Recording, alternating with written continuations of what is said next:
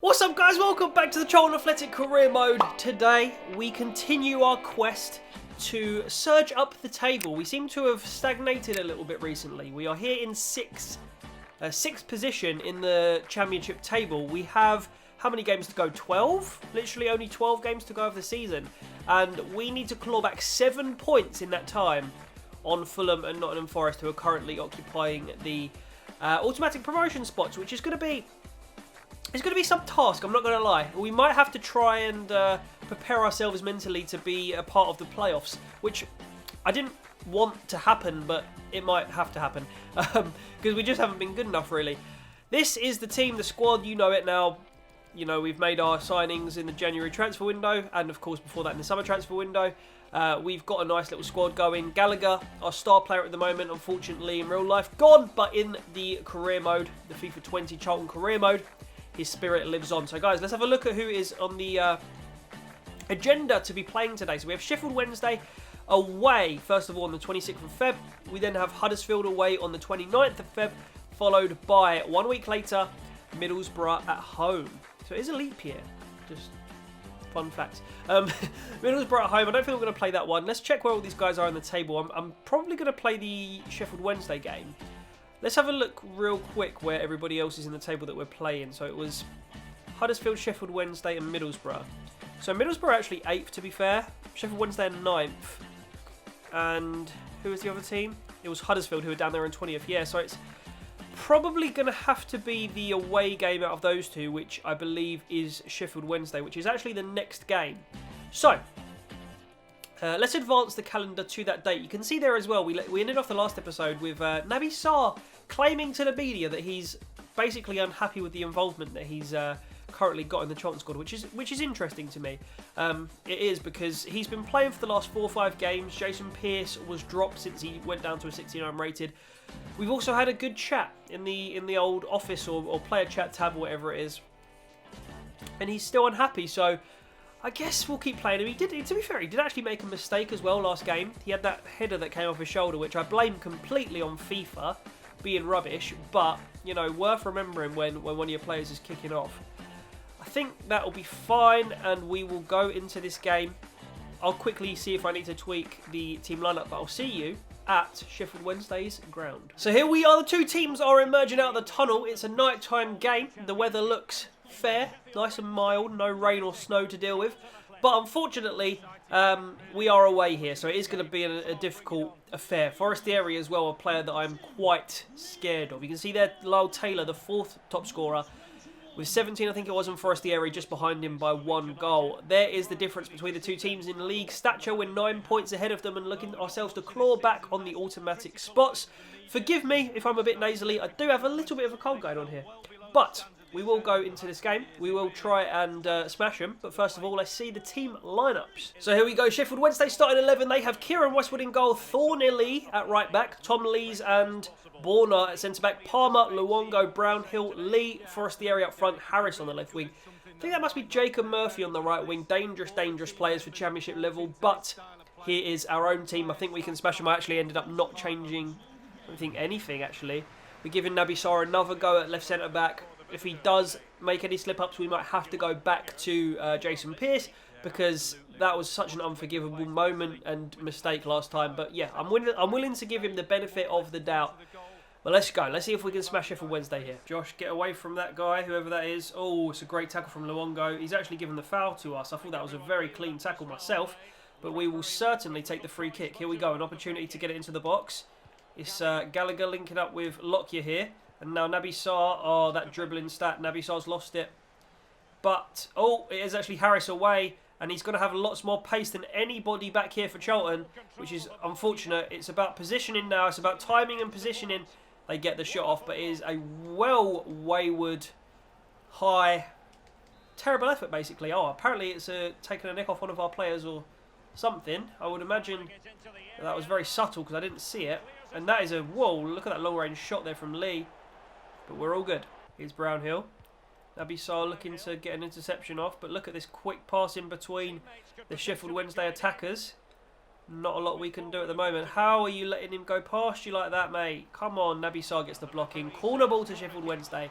I have been rubbish this game. Absolutely rubbish. Great tackle from Josh Cullen. Maybe we might have a chance for one more attack here. Gallagher up to Greenwood, and Taylor looking for the lofted ball to Smith Rowe. But unfortunately, it was blocked. And this has been a really rubbish half here. The half-time whistle is about to blow, but this has been such a rubbish game. Like, there's literally been like hardly any chances, if any at all.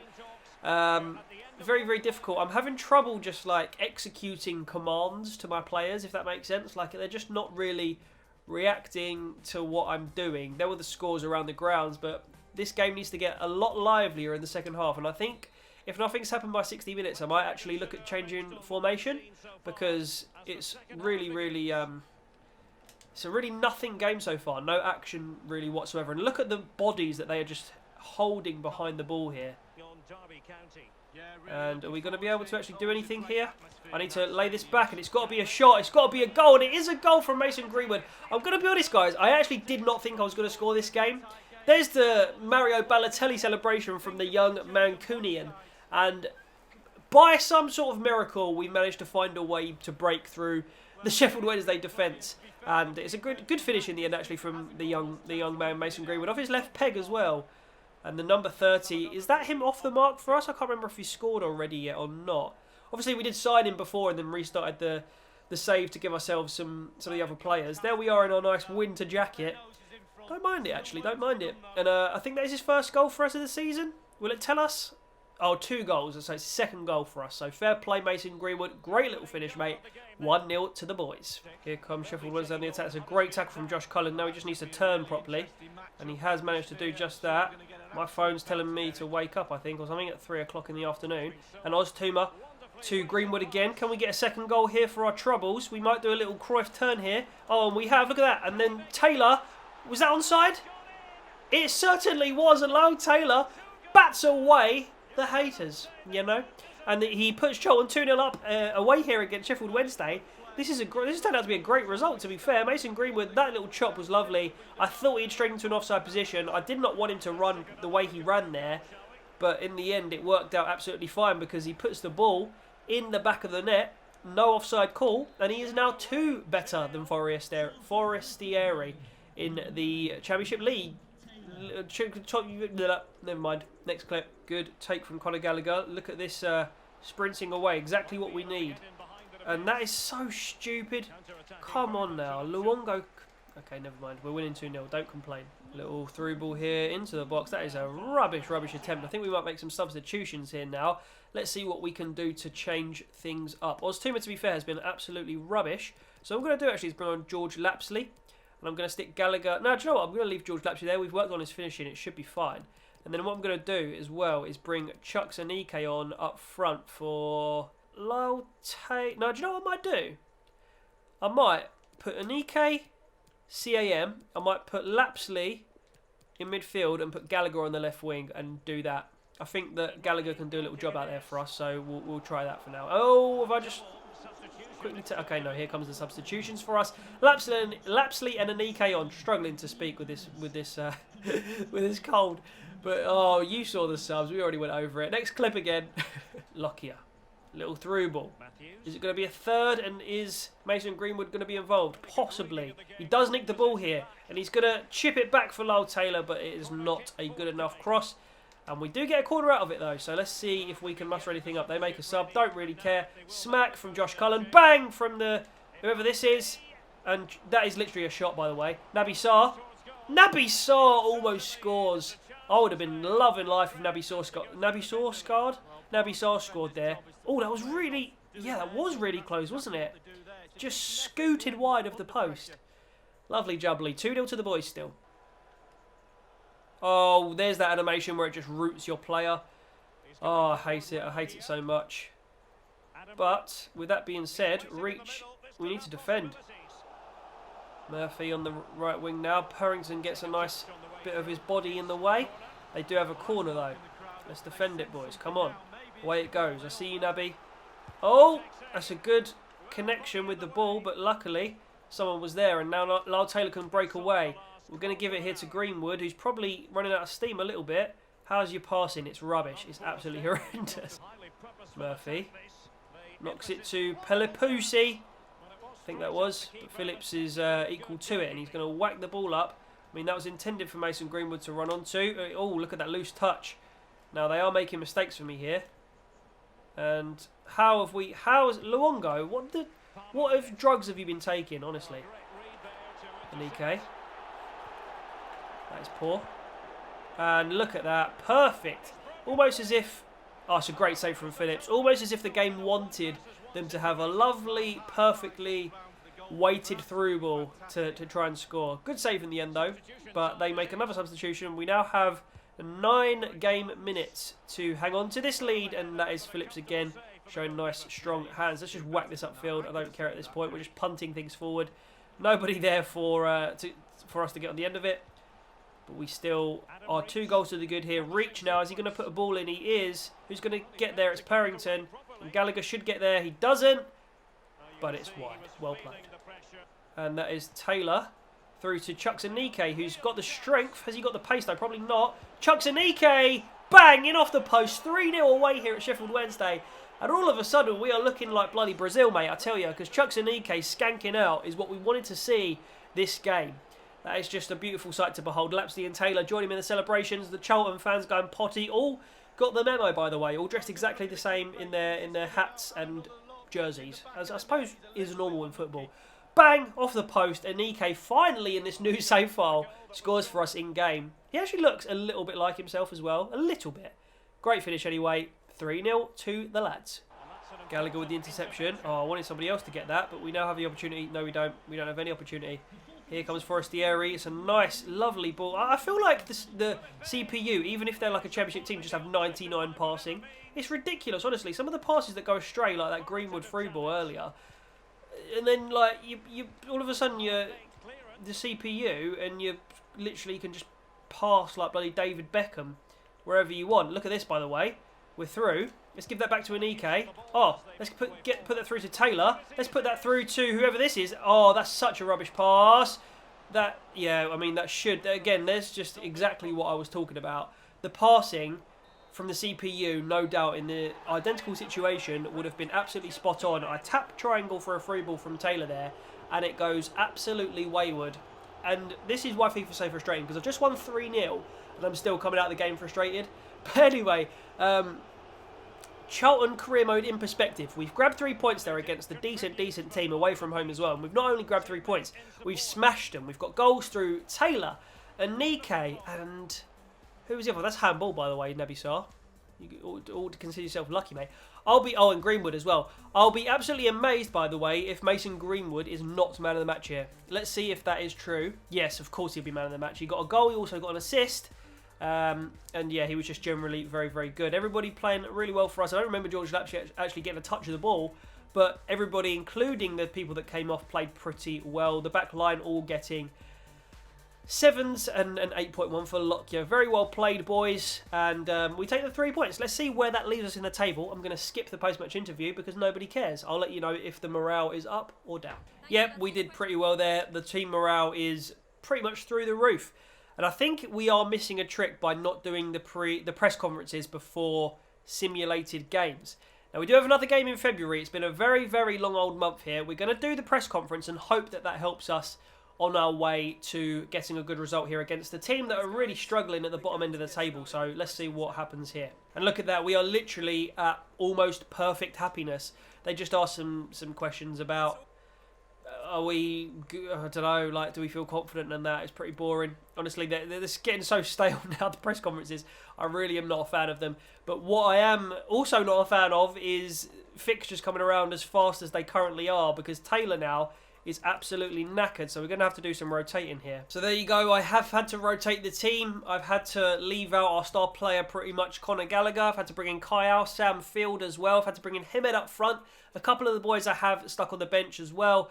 Pierce comes in and takes the captain's armband for this particular game. But let's find out whether we can get a result. High morale, by the way. Let's see how much that really would have made a difference for us. It's going to tick down. We're going to go straight to the result. And it's going to be a 3-0 victory. Taylor came off the bench and scored 2 goals.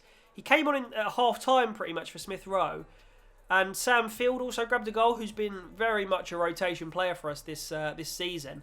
But we have smashed them there, really, which is actually really, really good. They got some really good players like Mounier, Huddersfield, Schindler, Congolo, Bakuna. They got some really good players. Colin Grant came off the bench as well, obviously ex-Charlton, as we all know.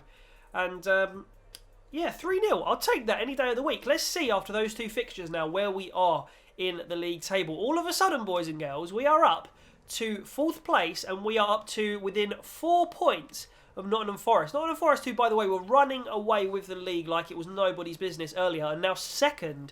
And Fulham have now overtaken them by an additional 3 points.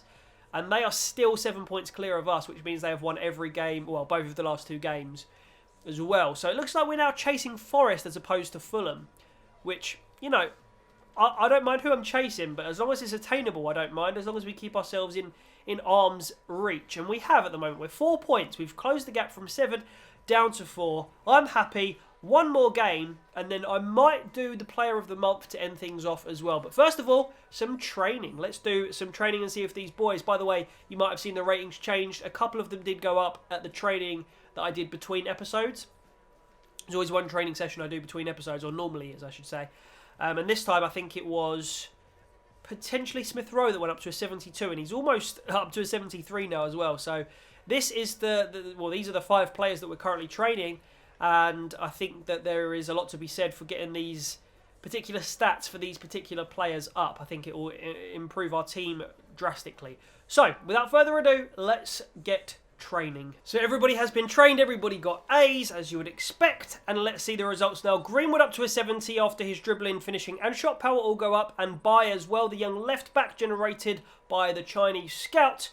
Don't know why I just dabbed while I said that, but he goes up to a 65 rated, so he's pushing the same rating as Lewis Page at the moment, and very, very close as well. Well, 5 ratings off Purrington and about sort of 5 or 6 years younger than him, which is very, very good to see. So, long term, all of these players are going to be used and are looking good. Well done, boys. So, boys and girls, it's time for the player of the month, and I have to say it's a pretty open one, pretty tight one for this particular month. Now, February saw a lot of games, and I think, you know, Taylor was okay. He scored a couple of goals. He's assisted Smith Rowe, I think, in the Forest game last episode. Gallagher played pretty solidly as well. Do you know what, though? I think because of his 2 goals and because he didn't have as much pitch time as some of the other players in order to score those goals. By the way, it says, look, Lyle Taylor's form is bad at the moment, which is interesting. But look, Chuks Aneke has scored 2 goals for us. Now, if we go to his goals, he scored 3 in total this season. 2 of those for sure came this month, and I don't know if he also grabbed an assist this month as well. His average rating, for EFL Championship competition is a 6.9, which isn't the best, but I think for this particular month he's had the best contribution, really, respectively of like the game time he's getting, if that makes sense. So I think, yeah, a rare one this month for Chuks Aneke, the February player of the month. A training injury to Chris Solly means that he's going to be out for 6 weeks, by the way. So Adam Matthews, we're going to have to heavily rely on you, and of course Oshilaja can rotate with him, but I'm a bit worried about the schedule getting jam-packed as we saw. We had you can have 2 games on the same day sometimes, 2 games the day after each other. It's just very, very weird. But this is how the boys in the academy are doing. I think Dewa Zhao is looking absolutely fantastic, by the way.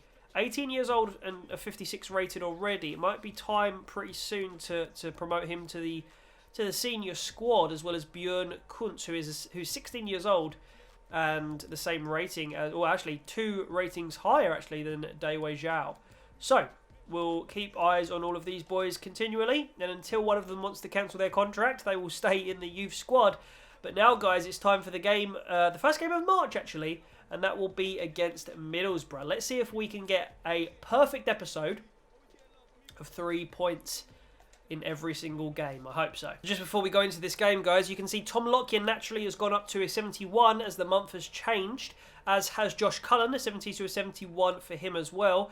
Jonathan Lecco down here has also gone up to a 70, still 20 years old, still toying with the idea of signing him permanently, potentially in the summer. Who knows, there might be a financial takeover. I think it will be the most appropriate of the FIFA career modes. We've done like the last 3-4 FIFAs, we've done a career mode. This would definitely be the most appropriate to do a financial takeover because, you know, we actually got taken over. And I think that is it for players going up naturally. Forster Kaski as well, actually, yeah, he went up to a 68 from a 67. And yeah, Lapsley potentially as well went up to a 67 from a 66. And I think that's everybody. But nonetheless, that is good stuff. Let's go on to the final game of the episode and see if we can smash Middlesbrough. Now, there appears to be no option for me to do an actual press conference for some reason, in which case we're going to have to go straight into the game. I've changed and reverted the team, as you saw, back to my strongest 11.